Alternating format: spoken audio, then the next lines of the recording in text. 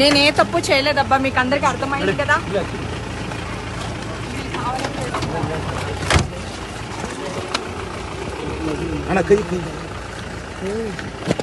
మళ్ళీ వస్తా.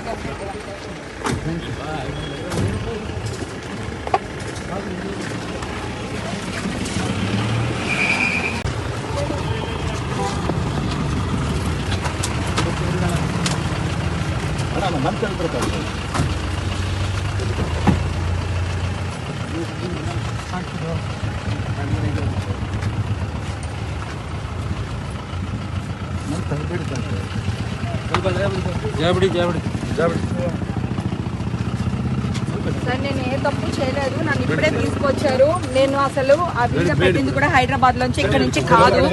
ఓకే, వాళ్ళు చూడండి ఎలా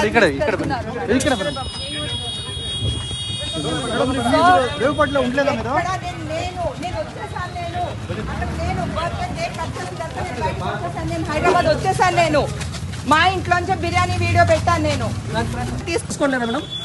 ఏం తీసుకోలేదన్నా.